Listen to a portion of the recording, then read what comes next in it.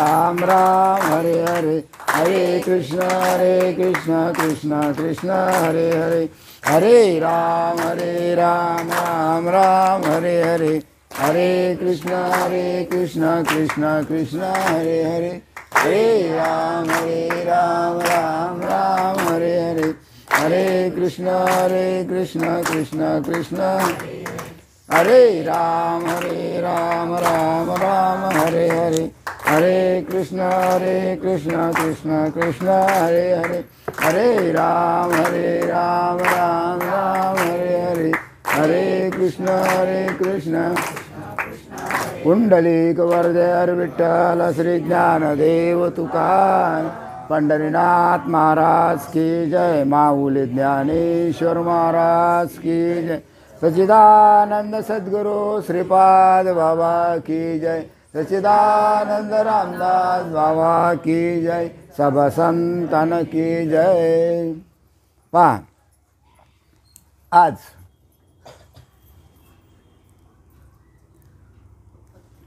ज्ञानेश्वर माऊली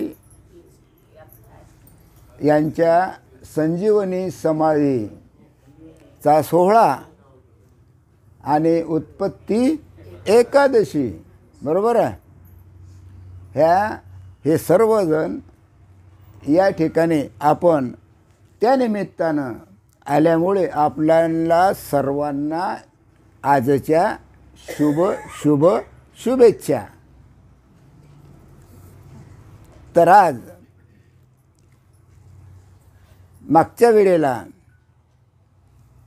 जो आपला विषय झाला त्याच्याच पुढचा आपल्याला घ्यायचा, पण त्यापूर्वी ज्या ठिकाणी मन जाय माझे त्या ठिकाणी निज रूप तुझे, आणि मी ठेवितो मस्तक त्या ठिकाणी सद्गुरु तुझे पाय दोन्ही.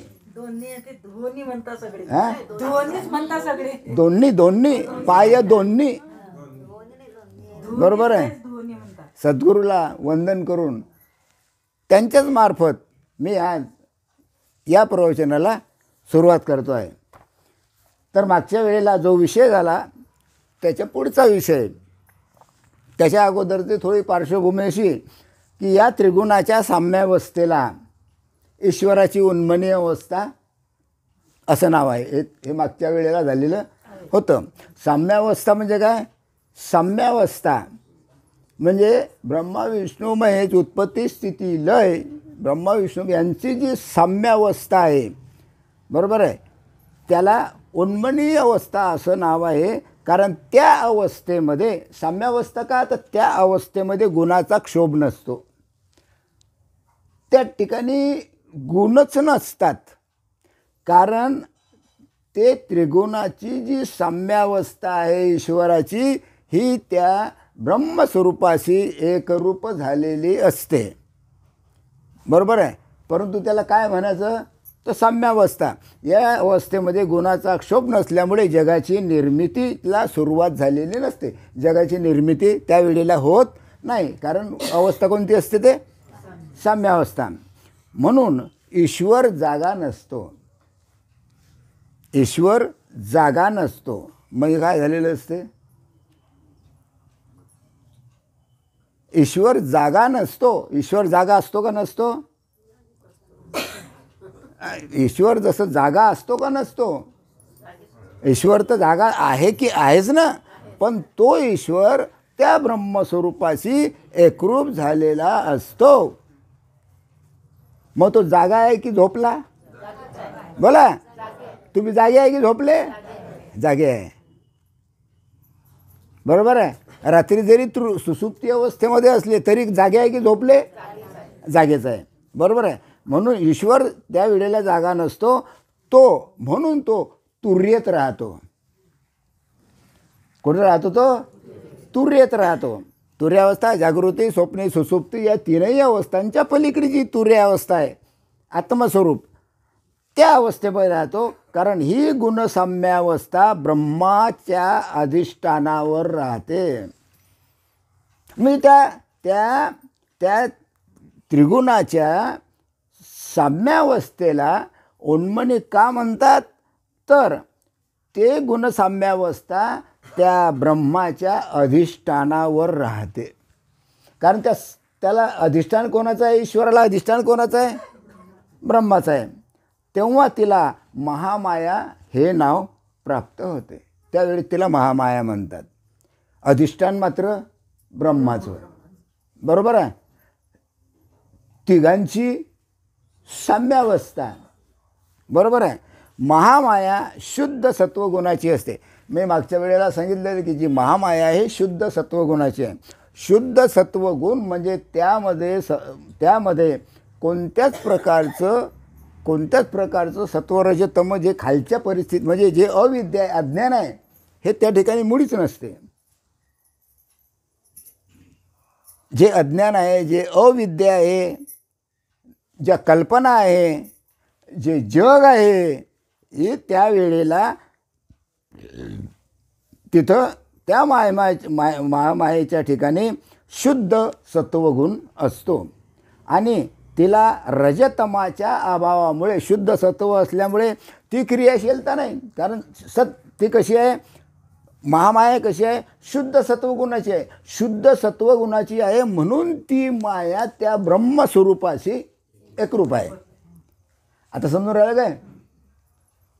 कारण महामाया आणि ब्रह्म दोन्ही मिळून होते ईश्वर. आता हे मागच्या वेळेला तुम्हाला सांगितलं. बरोबर आहे. मग आता ब्रह्म काय झालं? थोडं खाली आलं. कारण तिथं शुद्ध अवस्था जी आहे, शुद्ध सत्वगुण त्या ठिकाणी निर्माण झाला. तुम्हाला उदाहरण सांगितलं होतं सोन्याचं कस. बरोबर आहे. हां, मग तिच्यामधील प्रतिबिंब चिदाभास सतत हे स्वस्वरूपाचा म्हणजे ब्रह्माच्याच केवळ अनुसंधानात राहते. अन्य स्फुरण त्या ठिकाणी नसते. म्हणजे ईश्वराच्या ठिकाणी अन्य स्फुरण नसते. ईश्वराच्या ठिकाणी अन्य स्फुरण नसते. कारण ते ब्रह्म त्या महामायेशी एकरूप होते. म्हणजेच ती महामाया शुद्ध सत्वगुणी असते. आणि म्हणून त्या ठिकाणी स्फुरण नसते, कल्पना नसते, स्फुरणच नसते त्या ठिकाणी.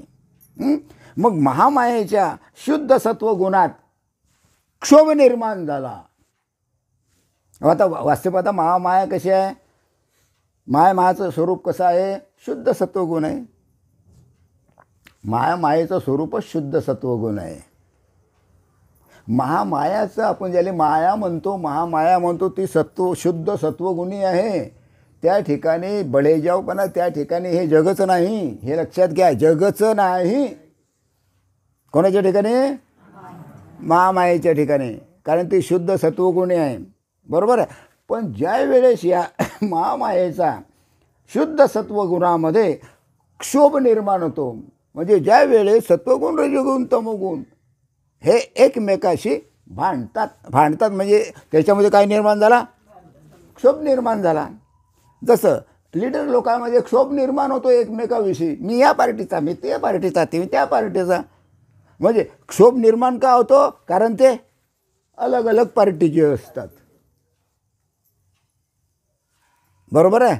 एकमेकाला चांगलं म्हणता का कधी? ते नाही म्हणत असतील ना, कधीच म्हणणार नाही, कारण पुढारी आहे. क्षोभ निर्माण झाला म्हणजे त्यामध्ये भेद निर्माण झाला. बरोबर आहे.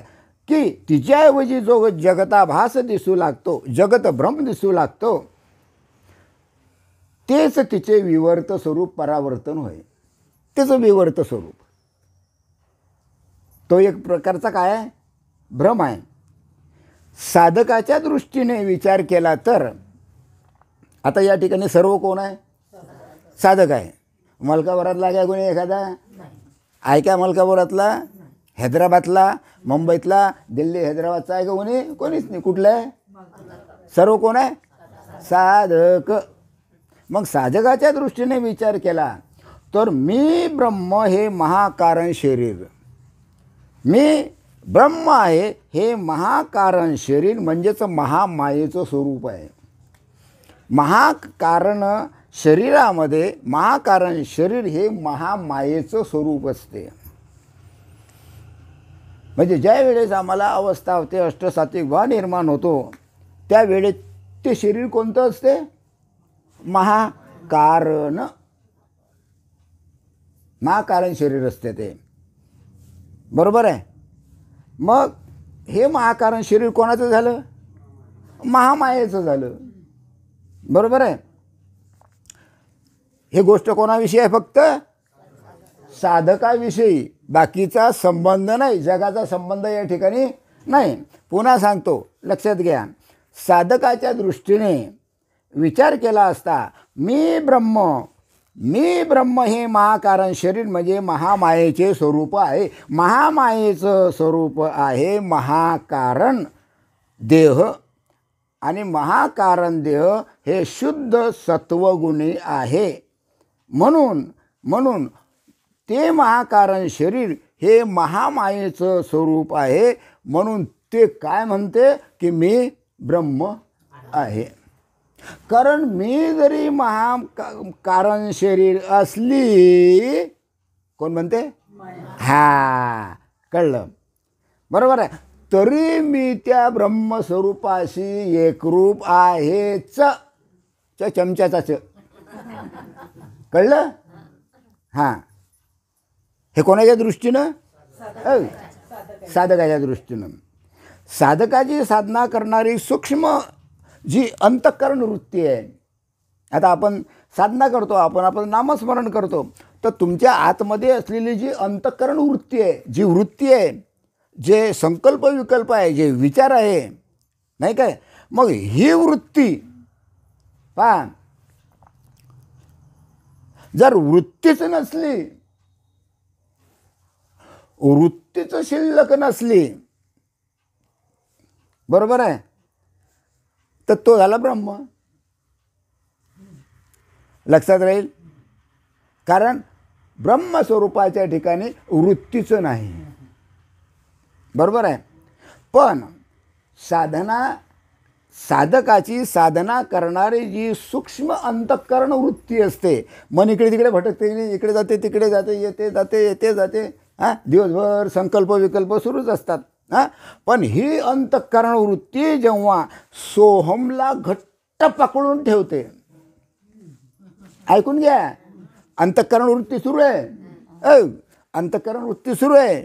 अंतःकरण तुमचं जागच्या जागीच आहे, ते इकडे तिकडे गेलेलं नाही. पण ते अंतःकरण वृत्ती ज्या वेळेला सोहमला घट्ट पकडून ठेवते, तेव्हा ती वृत्ती आणि तो सोहम यांना मिळून महाकारण शरीर हे नाव पडलेलं आहे. कळलं? त्या वृत्तीलाच महाकारण शरीर हे नाव पडलेलं आहे. भाषा जरा कठीण आहे बरं, समजण्याला भाषा जरा कठीण आहे. कारण ही जी अंतःकरण वृत्ती आहे, ही अंतःकरण वृत्ती काय करते? त्या सोहमला काय करते? घट्ट पकडून ठेवते. आता आपला प्रबोध झाला, नाही काय, मग ती अंतःकरण वृत्ती त्या सोहमला घट्ट पकडून ठेवते. यांना मिळून महाकारण शरीर त्याला म्हटलेलं आहे. महाकारण शरीर म्हणजे ज्या वेळेस आपली सोहम वृत्ती जागृत असते, आपलं नामस्मरण सोहम ज्या वेळेस सुरू असते, त्यावेळेस ते महाकारण शरीर त्या स्वरूपाशी ते एकरूप होते. कोणाशी? ब्रह्मस्वरूपाशी. पण वृत्ती मात्र असतेच, वृत्ती मात्र असतेच. म्हणून त्याला महाकारण म्हटलेलं आहे. म्हणून त्याला शुद्ध सत्वगुणी महाकारण म्हटलेलं आहे. बरोबर आहे. त्यात वृत्तीशेष असतो. प्रबोध सुरू आहे, सुरू आहे, सुरू आहे. अंतःकरण वृत्ती तुमची आहे की नाही? आता अंतःकरण वृत्ती काय आहे? हे डबळा आहे, हे शरीर आहे ना.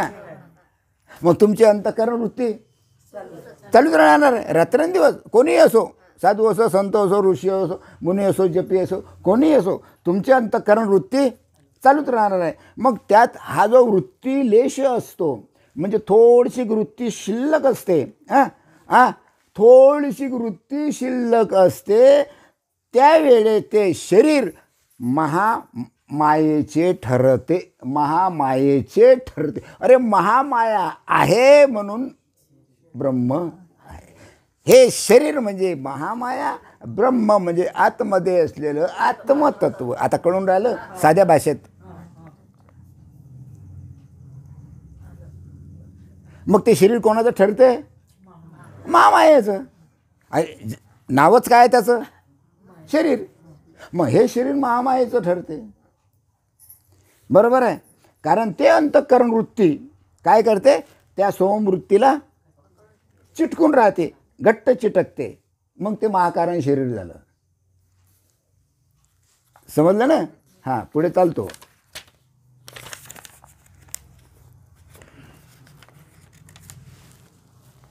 हां, ब्रह्म कसा आहे? अनादि आहे, अनंत आहे, सर्वव्यापक आहे, निर्गुण आहे, निराकार आहे. हे सर्वांना माहीत आहे. ब्रह्मस्वरूपाच्या ठिकाणी काहीच नाही. मी ब्रह्म आहे असं स्फुरणसुद्धा ब्रह्मस्वरूपाच्या ठिकाणी नाही. ते ब्रह्मस्वरूप. बरोबर आहे. कारण ते ब्रह्म कसं आहे? अनादि आहे, सर्वव्यापक आहे, निर्गुण आहे, निराकार आहे. त्याच्या ठिकाणी जेव्हा अहमचं स्फुरण होते, ब्रह्म निर्गुण निराकार आहे. अहम म्हणजे स्फुरण झालं. वास्तविक पाहता त्या ठिकाणी स्फुरण, ब्रह्मस्वरूपाच्या ठिकाणी स्फुरण नाही. ते कसं आहे? स्फुरणच नाही, निस्पंद. तिथं स्पंदनच नाही, निस्पंद आहे. निस्पंद, स्फुरणच नाही ब्रह्मस्वरूपाच्या ठिकाणी. पण ज्या वेळेला त्या ठिकाणी अहमचं स्फुरण होते, ब्रह्मस्वरूपाच्या ठिकाणी अहमचं स्फुरण होते, तेही तेवढेच व्यापक असते. अहमचं स्फुरण निर्माण झालं की ते शुद्ध सत्वगुणी महामायेच्या जवळजवळ येते. म्हणजे देहाशी ते तादात्म्य पावते आणि त्याचं स्वरूपसुद्धा व्यापक होते. तेवढंच, जेवढं ब्रह्माचं स्वरूप तेवढंच मायेचं स्वरूप ते होते. म्हणून माया ही अमर्याद आहे. जसं भगवंत कसा आहे, परमात्मा कसा आहे किंवा ब्रह्म कसा आहे? अमर्याद. त्याला मर्यादा नाही. तशी मायासुद्धा अमर्याद आहे. मायेला सुद्धा मर्यादा नाही. केवढी आहे, कशी आहे, काय आहे, आतापर्यंत कोणीही समजू शकलं नाही आणि समजणारही नाही. अरे महामाया जर अशी आहे तर ते ब्रह्म कसं असेल? करा हिशोब. महामाया अशी तर ब्रह्म कशी? करा हिशोब. गणित बसणारच नाही. गणित लावताच येणार नाही. गणित बनवता येईल, करता येईल, गणित होणारच नाही. पण काय होते? त्या व्यापक स्वरूपाच्या ठिकाणी अहमचं स्फुरण होते. अहमचं स्फुरण झालं की ते सुद्धा काय होऊन जाते? व्यापक होऊन जाते. त्यामुळे माया ही कशी आहे? अमर्याद आहे. मायेला मर्यादा नाही. तिची मर्यादा कोणाला येईल काय? केवढी मोठी आहे माया हे कोणाला समजेल काय? नाही. पण एवढी मोठी माया अमर्यादित असली तरीसुद्धा ते ब्रह्म त्या मायेला एका कोपऱ्यात ठेवते. तोंडाकडे पाहून राहील ना. एवढा मोठं ब्रह्म या ब्रह्मांडामध्ये सर्व व्यापक आहे. आता तुम्ही हिशोब करत बसा. आपल्याला तो हिशोब काही येत नाही, कारण मी तेवढा काही शिकलेला नाही. तुम्ही पहा,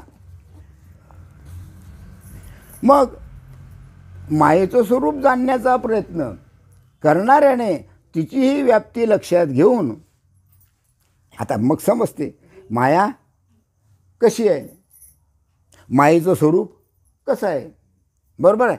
मग मायेच्या जी व्याप्ती आहे ही व्याप्ती लक्षात घेऊन ती तरुण जाणं सोपी आहे की कठीण आहे? सोपी आहे की कठीण आहे? अरे माया तरुण जाणं सोपी आहे की कठीण आहे? सांगा ना. अरे कठीणच आहे ना का सोपी आहे?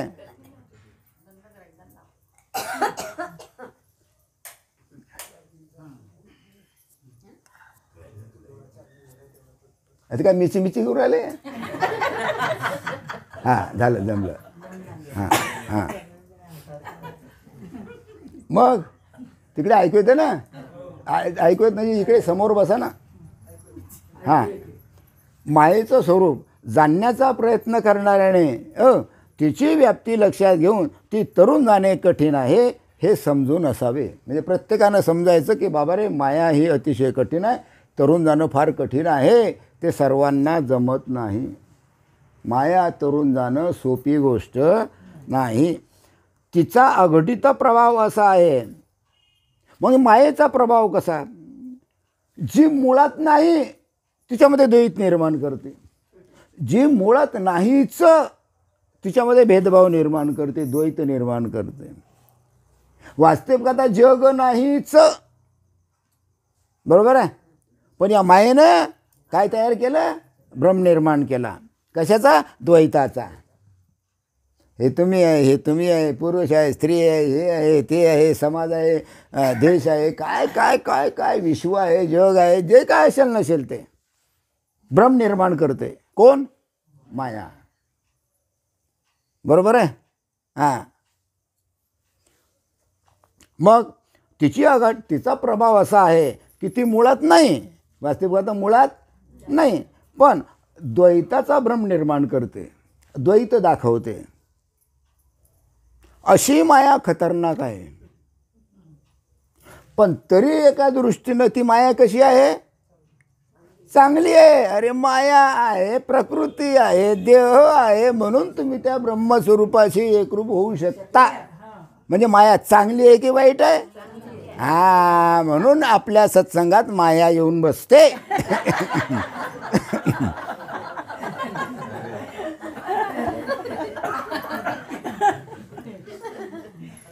गोष्ट खरी का खरी, खोटी का खरी?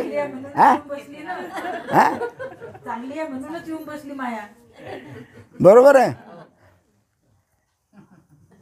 ते मुळात नसलेलं द्वैत दाखवो का, भ्रम करो का, काही करो, बरोबर आहे, बरोबर आहे.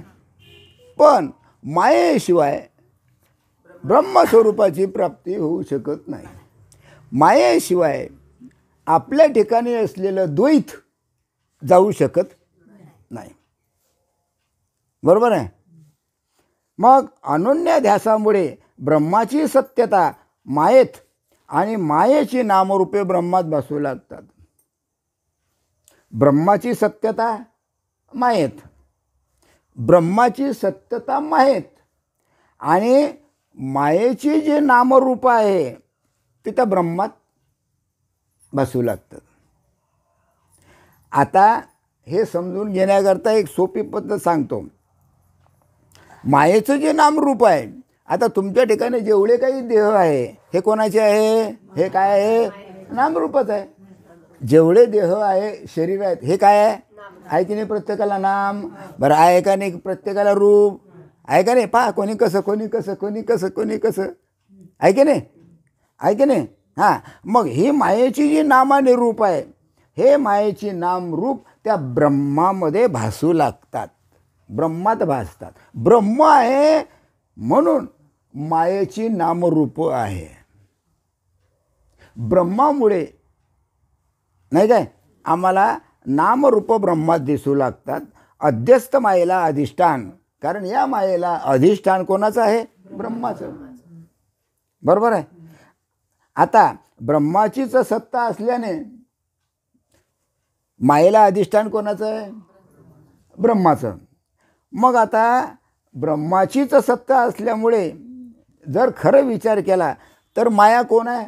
ब्रह्मरूपच आहे. कारण मायेला अधिष्ठान ब्रह्माचं. म्हणून माया कोण? माया ही कशी आहे? ब्रह्मरूपच आहे.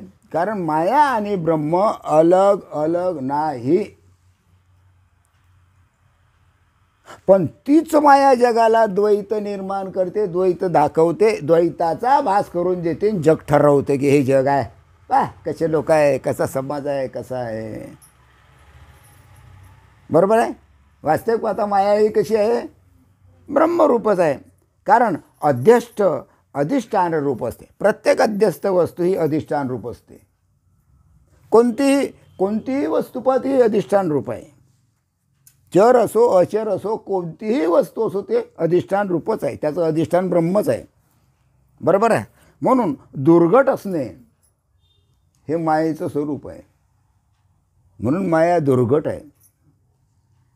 म्हणून माया तरणं कठीण आहे. कारण ते मायेचं भूषण आहे. मायेचं भूषण आहे म्हणून मनुष्य द्वैतात आहे.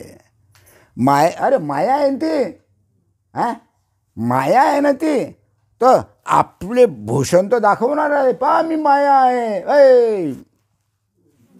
द्वैत सुरू, भांडणं सुरू.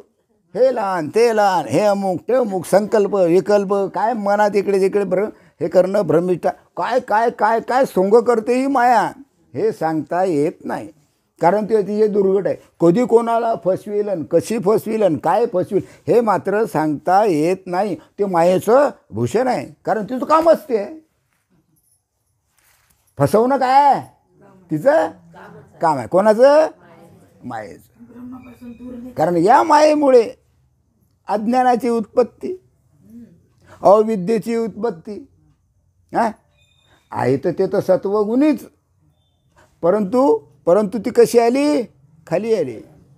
तुम्हाला सांगितलं 16 आणे कस, तिच्यामध्ये एक कस तांबं मिळवलं तर सोनं खाली येते, किंमत तेवढी येत नाही.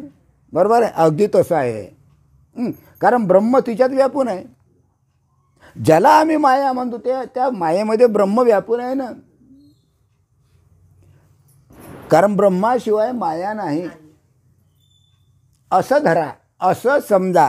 तुमचं शरीर माया, या मायेला या देहाला व्यापून कोण घेतलं? आत्म्यानं, म्हणजेच परमात्म्यानं, म्हणजेच ब्रह्मानं. कारण ते ब्रह्म या ब्रह्मांडात ओतप्रोत भरलेलं आहे. म्हणजे ते ब्रह्म तुमच्या आतही आहे आत्मस्वरूपानं.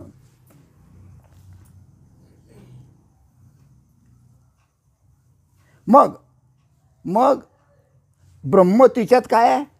व्यापून आहे. प्रत्येक गोष्टीत ब्रह्म व्यापून आहे.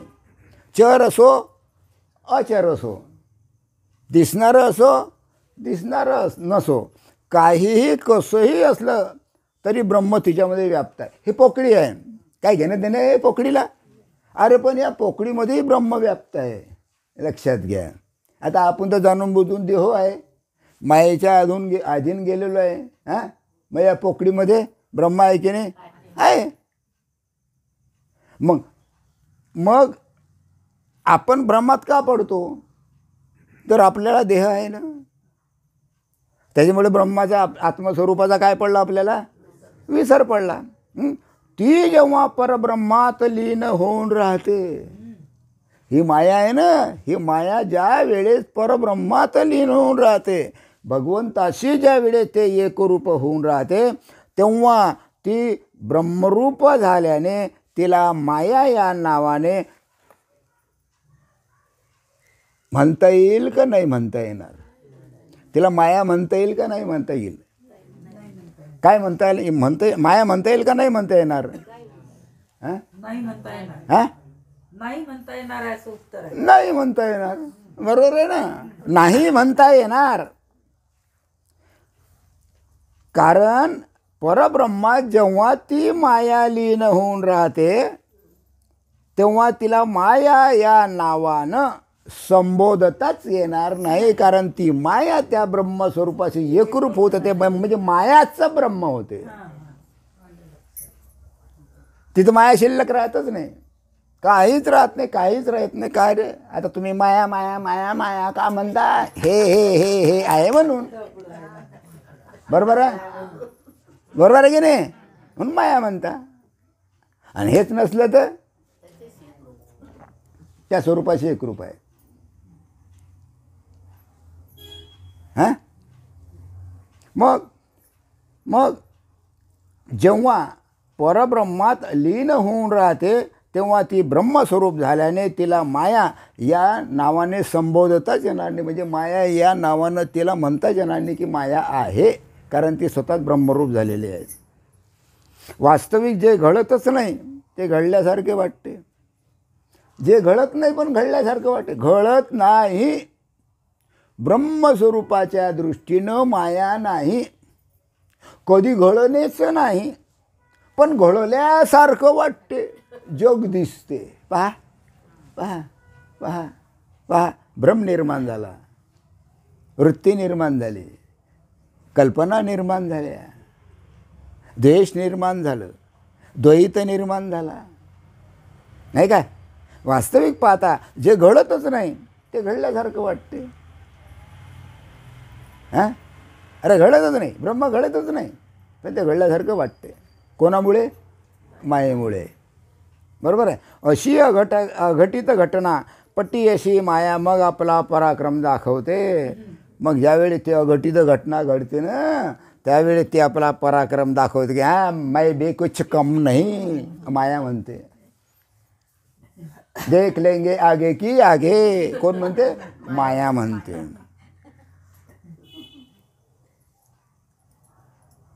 कारण तू मेरे ब्रह्मा जी को भूल गया, माझ्या नवऱ्याला विसरला तू. कोण म्हणते? माया. म्हणून तुझा जीव तपते. काय म्हणते? मैं देख लूंगी. आपली ताकद दाखवते. कोण? माया. म्हणून प्रत्यक्ष ब्रह्मदेवाला सुद्धा मनाला येईन तशी ती नाचवते. जगाची उत्पत्ती करणारा ब्रह्मदेव संपूर्ण सृष्टीची उत्पत्ती केली. स्वर्ग मृत्यू पाताळ यक्ष किन्नर गंधर्व अमुक टमुक ढमुक हे सर्वांची उत्पत्ती ब्रह्मदेवाने केली. या ब्रह्मदेवाला सुद्धा ती जसं मनात येईल तसं नाचवते. नाचसं नाचते ब्रह्मदेव, नाचसं नाच. ब्रह्मदेव असतो, नाचणंच भाग आहे. नाही तर मग ती कोण आहे? माया. हां, बरोबर आहे. हां, मनालाही तसे नाचवते. मग इतर देवताचा काय पाळाय? मग बाकीच्या देवाचं काय पाळाला? अरे ब्रह्मदेवाला तर नाचवते तर हमकीच गली में खसखस. आमचं काय हो, आम्हाला तर नाचवणार, आम्ही नाचतोच. आहे की नाही? अरे आपण तर माणसं आहे की नाही? मग आपल्याला नाचवणार की नाचून राहिली की नाही? हां, गणपती बसला नाच.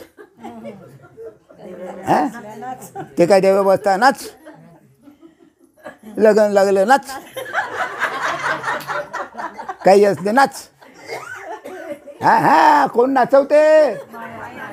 अरे त्याला स्वप्नात सुद्धा समजणार नाही की माया आपल्याला नाचवून राहिली आणि आपण दुःखामध्ये पडून राहिलो, 184 अटकून राहिलो, मस्त आनंद मारून राहिले, मस्त नाचून राहिले, टटांग टटांग टटांग. अरे वा, कोण नाचवणारी आहे? कशामुळे नाचवते ते? आपल्या ठिकाणी असलेल्या अज्ञानामुळे, अविद्येमुळे.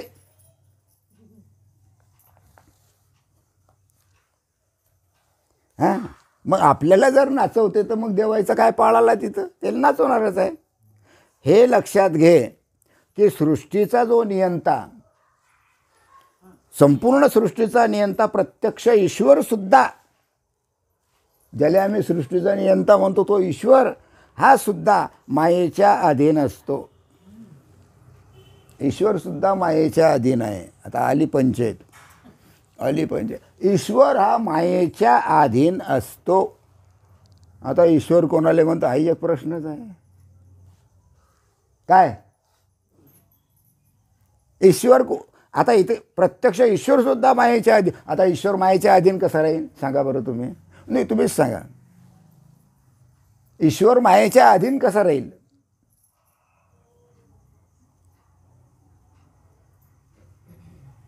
हां, ईश्वर ईश्वर सुद्धा मायेच्या अधीन असतो. आता सांगा बा,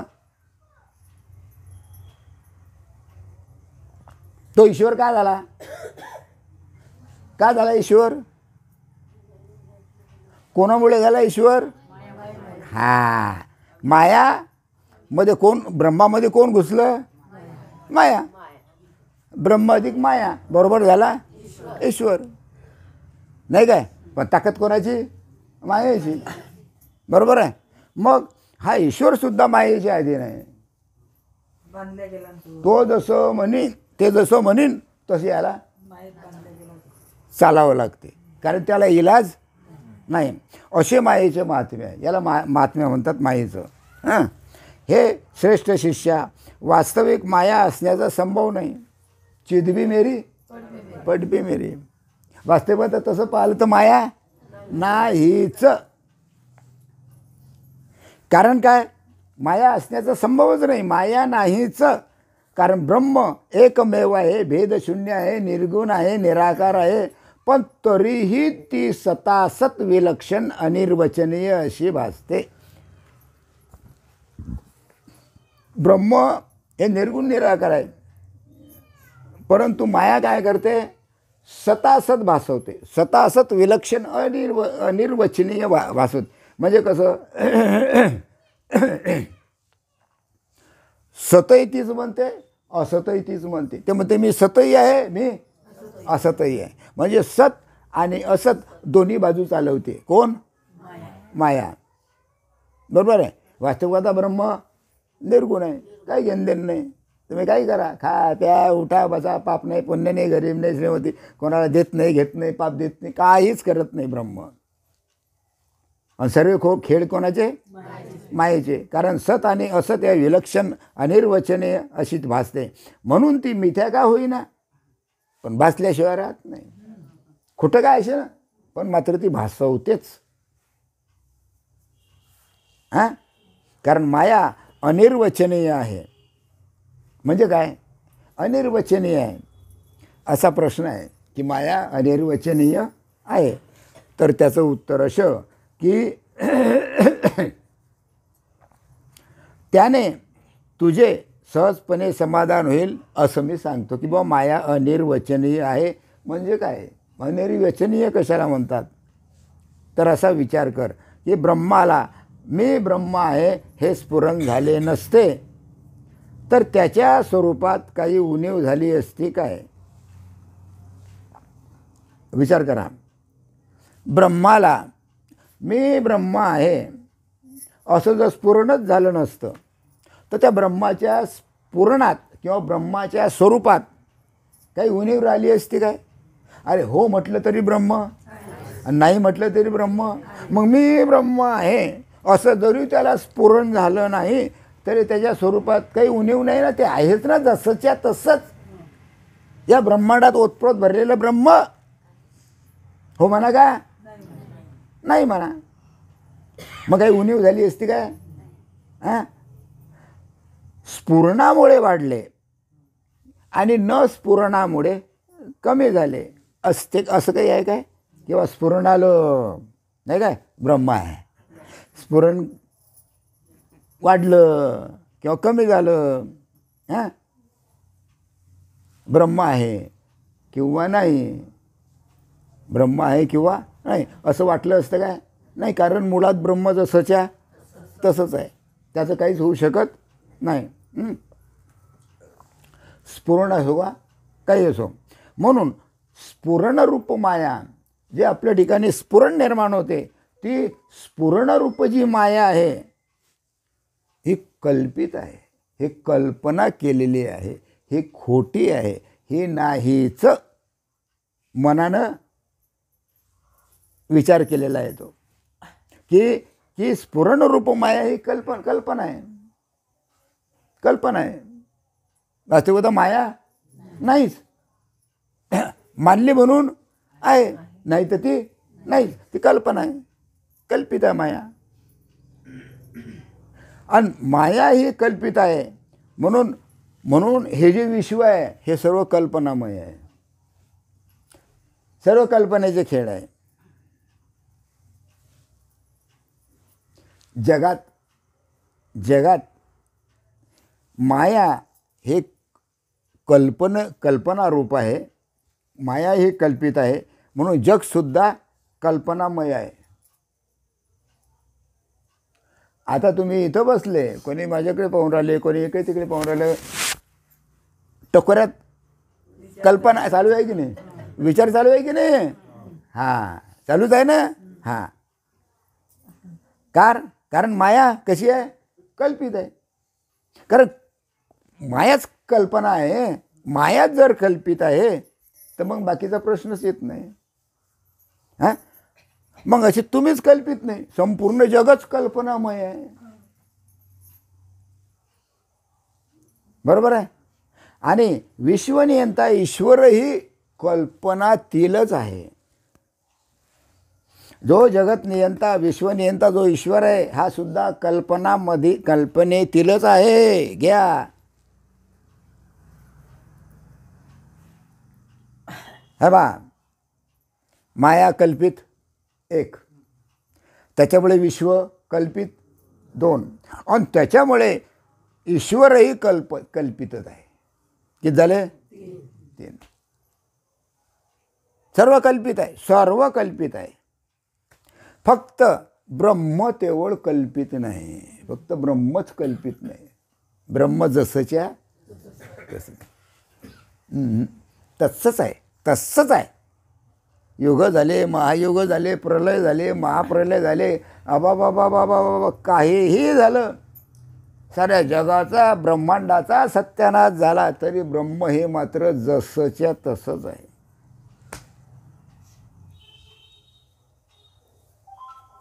आणि म्हणून ते अद्वितीय आहे, आणि म्हणून ते सत्य आहे. ते एकच सत्य आहे, बाकी काही सत्य नाही, काही सत्य नाही, फक्त एकच सत्य आहे. म्हणून म्हटलं आहे सत्यम शिवम सुंदरम. शिवचं सत्य आहे, शिवचं सुंदर आहे, दुसरं काहीच नाही.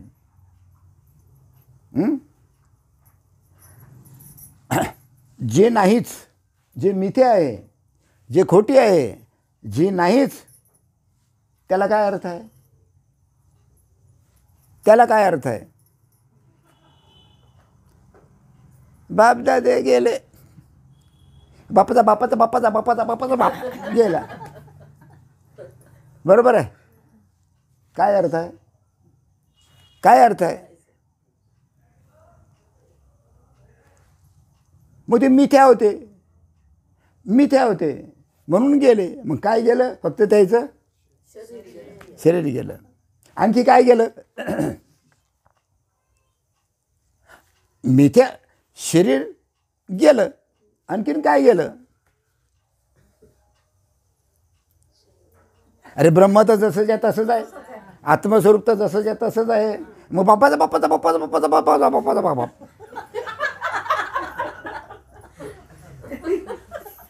यांचं शरीर कसं आहे? यांचं शरीर कसं आहे? बोलत जा. यांचं शरीर कसं आहे? मिथ्या आहे. मिथ्या आहे म्हणजे खोटं आहे. हां, मग आता काय म्हणत होतो मी? आता काय म्हणत होतो मी? हां हां हां हां हां, बरोबर आहे. शरीर गेलं, यायचं बापाच्या. हां, शरीर गेलं. हां, आणखीन काय गेलं? इतकं. आणखी काय गेलं? शरीर गेलं म्हणजे राहिलं काय? काही अर्थ राहिला का तिच्यात? काहीच नाही, गेलं ते. आता काय राहिलं? त्याचं काय राहिलं? नाही. हट, काय राहिलं? हे बा, हे गोष्ट हमेशा करता राहायचं, लक्षात ठेवायचे. कर्म राहिलं, कर्म नाहीसं होत नाही. जोपर्यंत जीवाचा उद्धार होत नाही तोपर्यंत कर्म बाद होत नाही. कर्मच राहिलं. कर्म शिल्लक राहिलं. बरोबर आहे. शरीर गेलं कोणाचं कोणाचं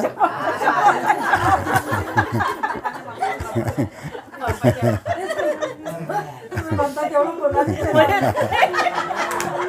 हां हां शरीर गेलं. कर्म राहिलं. हां मग शिल्लक काय राहिलं? कर्म राहिलं. बरोबर आहे.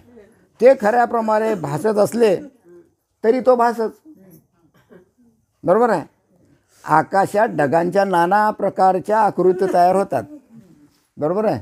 पावसाळ्यात पहा तुम्ही ढगामध्ये अनेक प्रकारचे हे निर्माण होतात. काय आकृत्या.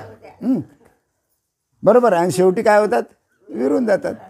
तयार होतात विरून जातात. तयार होतात विरून जातात. तसाच हा प्रकार आहे. हां हां काय पहिली गोष्ट ती मिथ्या आहे नाही काय. खऱ्यासारखी ती भासते. शिल्लक राहिलं कर्म. कर्म तसंच. पण मग तिच्यात सत्य काय आहे? तिच्यातलं सत्य काय आहे? चाललं बरोबर. हां तिच्यातलं सत्य काय आहे? मी आता बापाच्या हमेशा नाही म्हणत.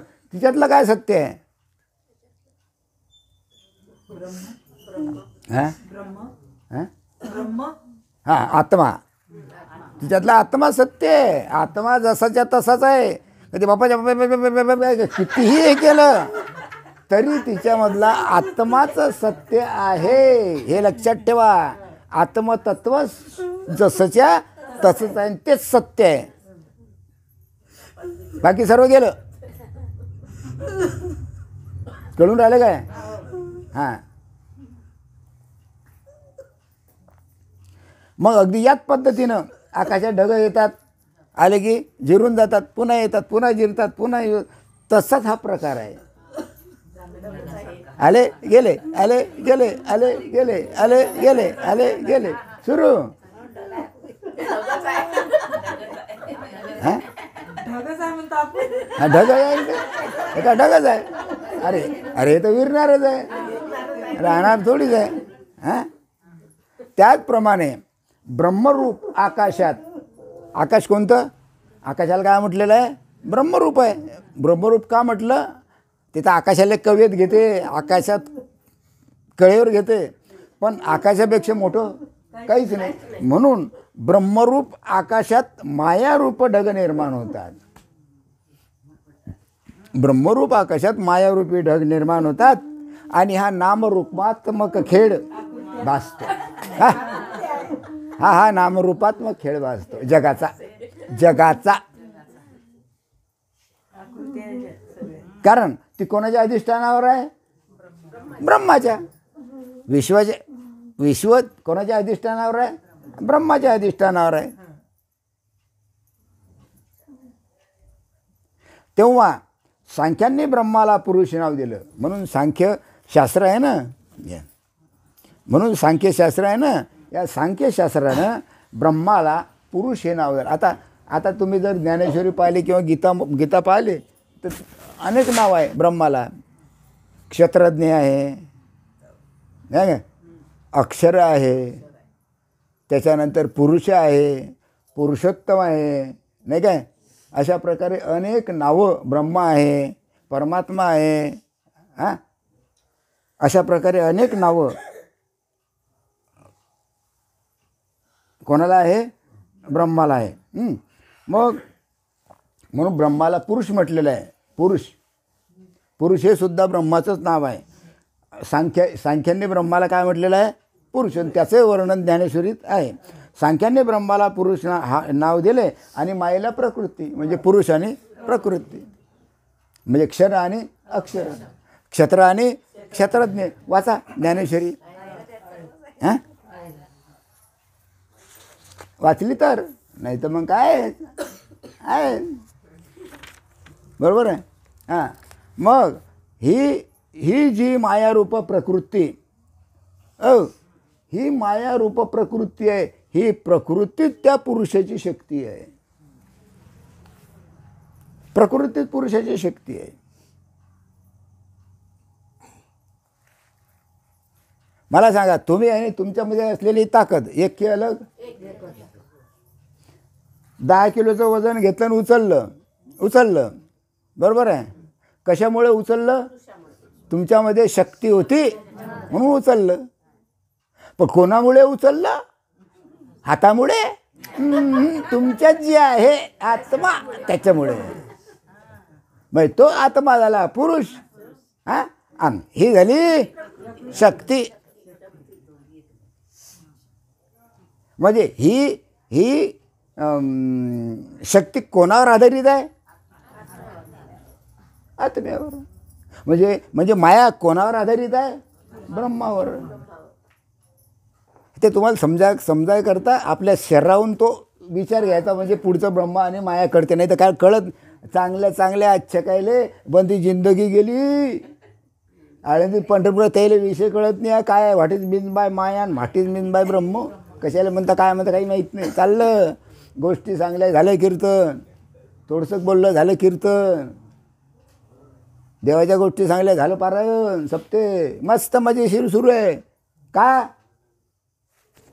पोट धंदा आहे. हां, कठीण आहे. निस्वार्थ बुद्धीनं सेवा व्हायला पाहिजे. निस्वार्थ बुद्धीनं. त्यामध्ये कोणत्याच प्रकारचा स्वार्थ नको. तर त्याचा फायदा. नाही तर मग काय? जसं मी नोकरी केली. कशाकरता केली? पोटाकरता. पोरासोराचा सांभाळ करण्याकरता. कीर्तन का बुवा पैसे घेतो. कशाकरता? पोटाकरता. पोरासोराला सांभाळण्याकरता. मग माझ्या नोकरीतून कीर्तनकाराच्या कीर्तनात काय फरक झाला हो? बोला ना. काही फरक झाला काय? मी कशाकरता करून राहिलो? पोटाकरता. बुवा कशाकरता करतो? पोटाकरता. मग काय फायदा आहे? काय फरक झाला? कोणतं निस्वार्थीपणा आला याच्यात? हां, तुकाराम महाराजांनं असं केलं काय? ज्ञानेश्वर माऊलीनं असं केलं काय? संतांनी असं केलं काय? कधी विचार केला काय कीर्तनकारानं? केला विचार? आणि करणारही नाही. आणि जो विचार करेल तोच तरेल. हे लक्षात ठेवा. तो तरेल, गॅरंटी.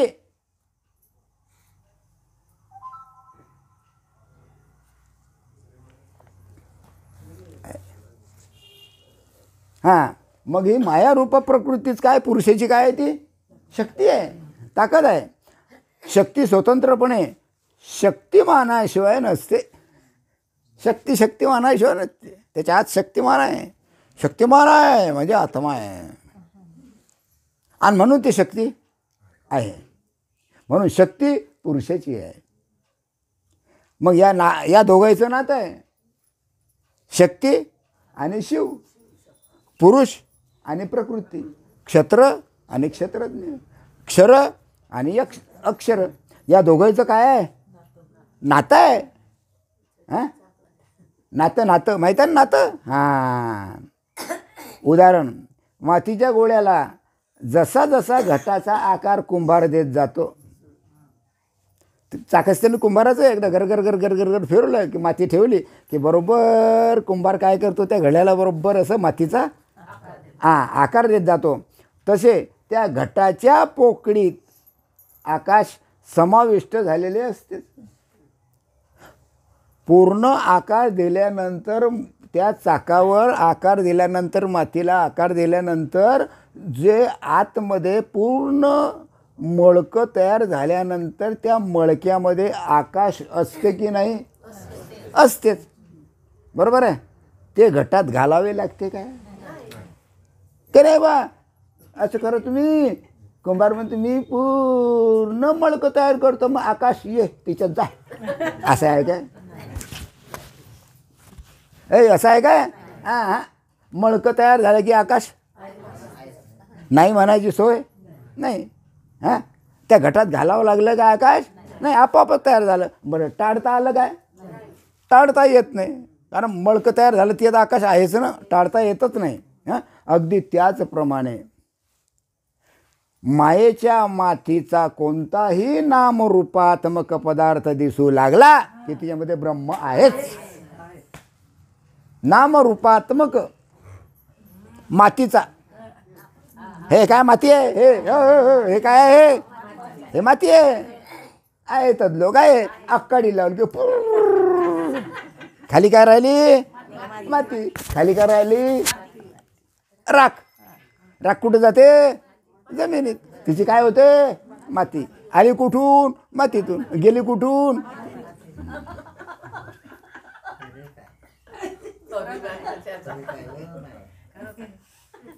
कठीण आहे. मग मायेच्या मातीचा कोणताही नामरूपात्मक पदार्थ, हे सर्व मायेची माती आहे. जग जेवढं आहे ना, हे सर्व मायेची माती आहे. आणि प्रत्येकाला नाव आहे, प्रत्येकाला रूप आहे, बरोबर आहे. हा पदार्थ दिसू लागला की त्यामध्ये आयतं उयतं ब्रह्म आहेच, नाही म्हणायची सोय नाही. कोणत्याही जीवाची उत्पत्ती झाली की त्याच्यामध्ये ब्रह्म. मग लहान मुंगी असो का डोक्यातला बल्ला असो, त्याच्यामध्ये ब्रह्म. कारण माती तयार कोण केली, कोण तयार केली, मायेनं. मग तो कुठे गेला, तो कुठे गेला का, कुठं आहे. बाय मोठ्या हुशार, बैस बरं समोर बसले की तूर पितात.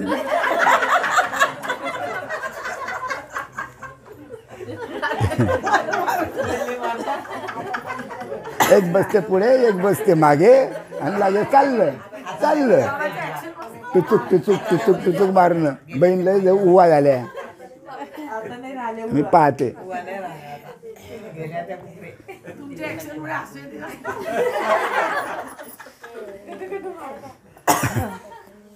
तसं या ब्रह्मांडात ब्रह्म ओतप्रोत भरलेलं आहे. हे सांगायचं काम नाही. पहिलं उदाहरण झालं. दुसरं उदाहरण समजण्याकरता बरं. जेव्हा पाण्यावर लाट येते, बरोबर आहे, तेव्हा लाट उठण्याआधीच लाटेमध्ये पाणी असतेच. कारण लाट कशाची असते, पाण्याचीच असते. अगदी याच पद्धतीने परब्रह्मस्वरूप पाण्यावर, परब्रह्मस्वरूप परब्रह्म हे पाणी आहे, आणि या परब्रह्मस्वरूप पाण्यावर अहमचं स्फुरण, अहमची लाट आली की आधीपासूनच ते ब्रह्म असतेच. कारण त्या स्फुरण कोणाचं असते, ब्रह्माचंच असते. स्फुरण ब्रह्माचंच असते.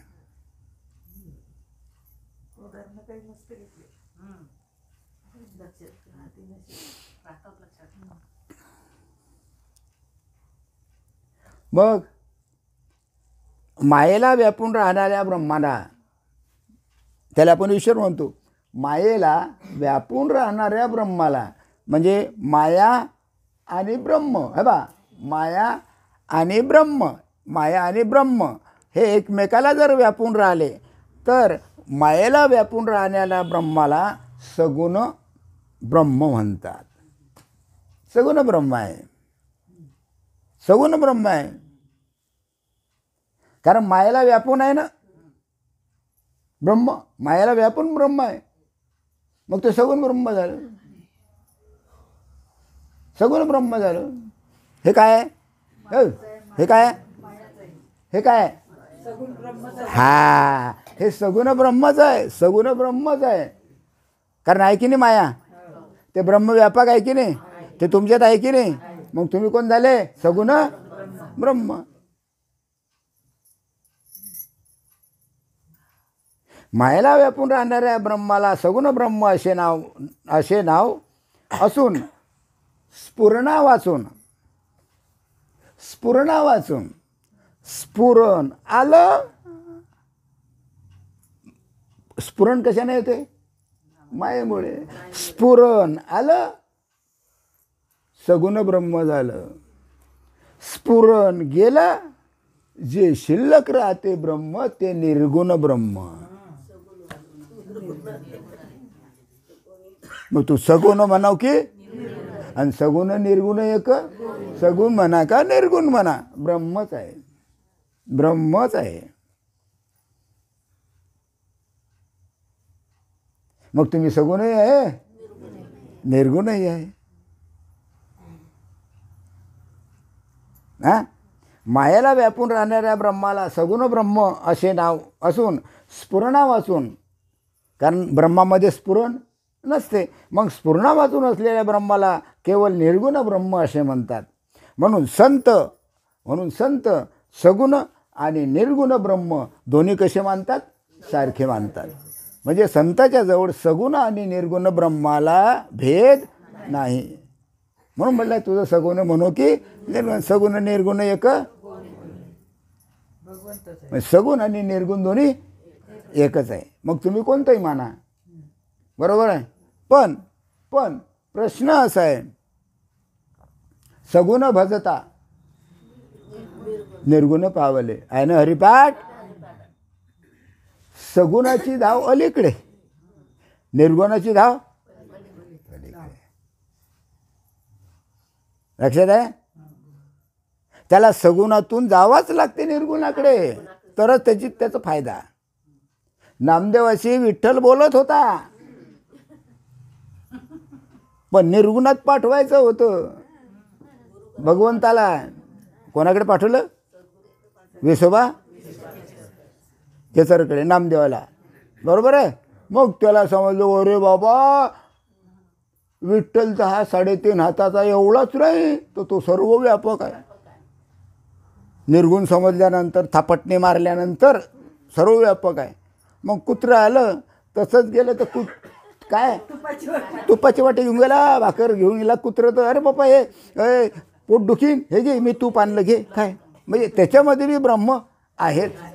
हा अनुभव सद्गुरूच्या कृपेने त्याला आला. कोणाला? नामदेवाला. पण थापटी बसल्याशिवाय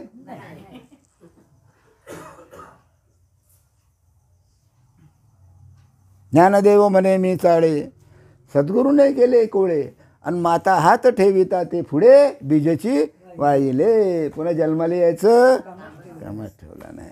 ज्ञानेश्वरीत आहे, वाचा ज्ञानेश्वरी. काय किती मजेशीर आहे. लोकांना पटत नाही. का पटत नाही? त्याचं कारण समजतच नाही, वाचतात हे काय आहे. कारण समजून देणारं नाही, कारण त्या अनुभवातून नेणारं नाही कोणी. त्या अनुभवातून गेलं तरच ज्ञानेश्वरी गीता समजेल, नाही तर नाही कळणार. नुसतं कीर्तन करता, प्रवचन करता, पारायण सप्ते करता म्हणजे कळलं, ज्ञानेश्वरी भागवत कळली अशातला भाग नाही. तोंडपाठ बी केलं नाही कळत. त्या अनुभवातून जावं लागते, त्यावेळेस कळते.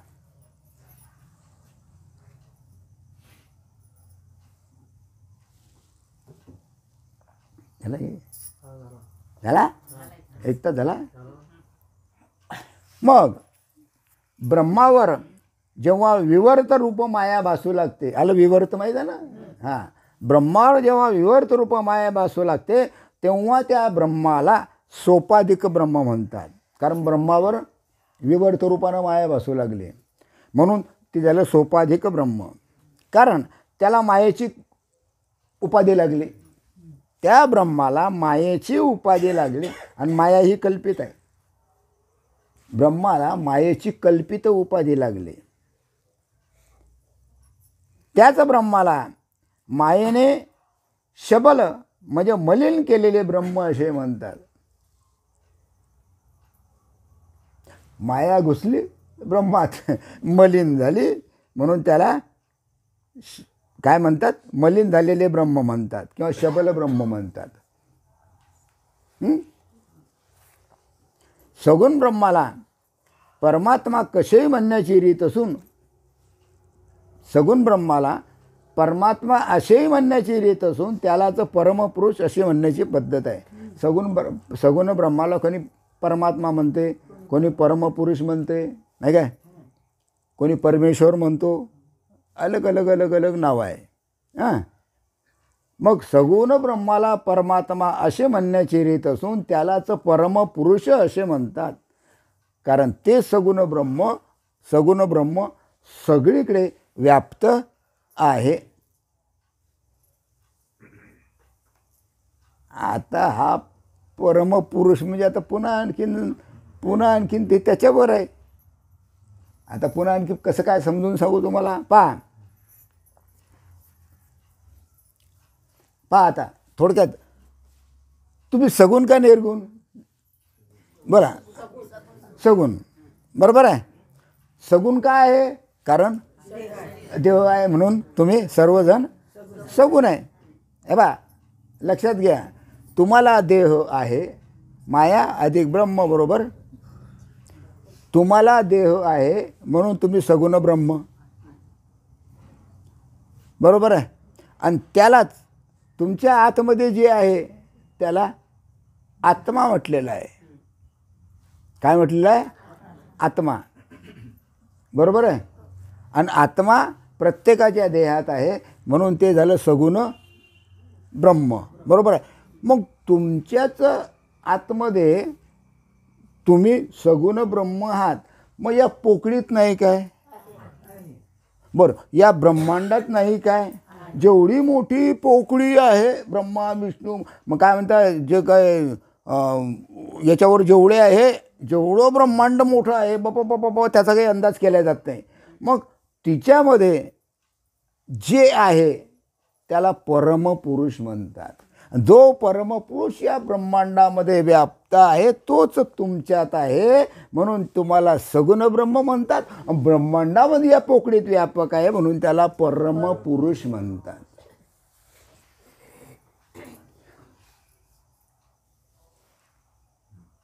त्याला ज्ञानेश्वरीत उत्तम पुरुष म्हटलेलं आहे. प्रकृती आणि पुरुष आणि शेवटी उत्तम पुरुष. उत्तम पुरुष म्हणजेच परमपुरुष. आता काय शिल्लक राहिलं? शेंडा. याच्या पुढे काहीच नाही. मग म्हणून परमपुरुष हा प्रकृतीहून वेगळा होतो असे म्हणतात. हा जो परमपुरुष आहे हा प्रकृतीहून वेगळा असतो असे म्हणतात. आता का प्रकृतीहून परमपुरुष प्रकृतीहून वेगळा का आहे? बरोबर आहे. त्याचं उत्तर दिलेलं आहे. मूळ प्रकृतीमध्ये तो पुरुष,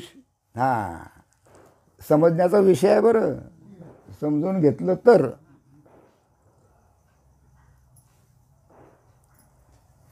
पुन्हा सांगतो, बस एवढं झालं की झालं. हे 2 वेळा सांगतो फक्त. पहा, परमपुरुष हा प्रकृतीहून वेगळा असतो बरोबर आहे. त्याचे स्पष्टीकरण कसं? परमपुरुष हा प्रकृतीहून म्हणजे मायाहून वेगळा आहे. त्याचं स्पष्टीकरण असं आहे की मूळ प्रकृतीमध्ये म्हणजे मायेमध्ये बरोबर आहे तो पुरुष प्रतिबिंब रूपाने राहतो. काय? मूळ प्रकृती जी आहे, जी महामाया आहे, या महामायेमध्ये तो पुरुष प्रतिबिंब रूपाने राहतो. प्रतिबिंब, तिरीप बरोबर आहे. आणि तिचं तो प्रकाशन करतो. म्हणजे समजा तुम्ही मूळ प्रकृती आहे, तुम्हाला समजण्याकरता तुम्ही मूळ प्रकृती आहे आणि तुमच्यामध्ये प्रतिबिंब रूपानं आत्मा आहे. आणि तोच आत्मा तुमच्या संपूर्ण देहाचं पायाच्या नखापासून डोक्यापर्यंत संपूर्ण देहाचं काय करतो? प्रकाशन करतो. आणि म्हणून तुम्ही डोळ्यानं, भोकऱ्या डोळ्यानं पाहू शकता, कानानं ऐकू शकता, तोंडानं भादर करू शकता. काय असेल नसेल ते सर्व कशामुळे? या हे प्रकाशन केलं झालं नाही काय, साक्षी रूपानं. त्याच्यामुळे तिला सविषय ज्ञान होण्याचे सामर्थ्य येते. म्हणून ईश्वर सर्वज्ञ आणि सर्व साक्षी असतो. म्हणून ईश्वर हा सर्वज्ञ आहे, सर्व साक्षी आहे. म्हणजे तुमच्या आमच्या 184 योनी जेवढ्या आहे, कीटक वगैरे मग सर्वामध्ये तो समाविष्ट आहे. मग माया विशिष्ट साभास चेतन हे ईश्वराचं स्वरूप आहे. मग आता ईश्वर कसा? तो माया विशिष्ट आहे. ते ब्रह्म त्या स्वरूप, माया त्या ब्रह्मस्वरूपाशी एकरूप झालं म्हणून ते ईश्वराचं स्वरूप तो लाभला. म्हणून त्याला चेतन म्हणतात. बरोबर आहे. एवढं समजलं?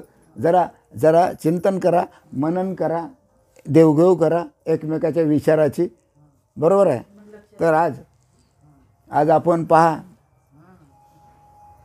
माऊलीचे शब्द, श्रीपाद बाबाचे शब्द माऊलीच बोलून राहिले, श्रीपाद बाबाच बोलून राहिले, फक्त आम्ही भडमुजे नुसते बसलेलो आहोत. बरोबर आहे. तोंड कोणाचं?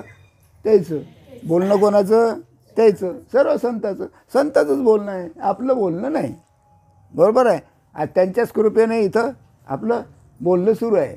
तर आज एकादशीच्या निमित्तानं आपले वराळे बुवा डी जे वराळे यांच्याकडे आपण हा सत्संग ठेवलेला आहे.